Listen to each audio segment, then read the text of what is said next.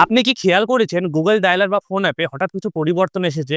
Auto আপডেটের মাধ্যমে Google চুপি চুপি কিছু নতুন ফিচার এনেছে। গুগল ডায়ালার প্রথমে এরকম দেখতে ছিল, তারপরে হঠাৎ করে চেঞ্জ হয়ে এরকম হয়ে গেল। তো মানুষ অনেক বেশি চিন্তায় পড়ে গেছে যে আমি তো আমার ফোনকে কোনো আপডেট করিনি, তারপরেও আমার গুগল ডায়ালার কিভাবে চেঞ্জ হয়ে গেল। তো এখানে আমি দুটো কথা বলবো।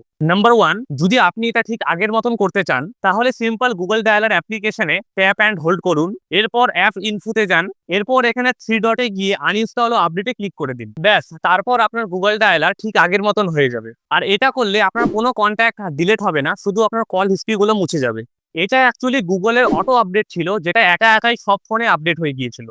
তবে আমার মতে এই নতুন আপডেটে কোনো অসুবিধা নেই, বরং এটা আগের তুলনায় অনেক simple to use. Number two, এখন কল রেকর্ডিং করার সময় অনেক ফোনে এখন আর কল অ্যানাউন্সমেন্ট শোনা যাচ্ছে না। কিছু ফোনের মধ্যে কল স্ক্রিনিং ফিচার এসেছে, যেটা স্প্যাম কল ধরতে সাহায্য করে। সবচেয়ে মজার ব্যাপার হলো এখন কল হিস্ট্রি আর সার্চ ফাংশন আগের থেকে অনেক দ্রুত আর ইউজার ফ্রেন্ডলি হয়েছে। মানে এক কথায় গুগল ডায়ালার এখন শুধু কল করার অ্যাপ নয়, বরং একটি স্মার্ট কল ম্যানেজার। তাহলে আপনি কি নতুন আপডেটটা ব্যবহার করছেন? কমেন্টে জানাতে অবশ্যই ভুলবেন না।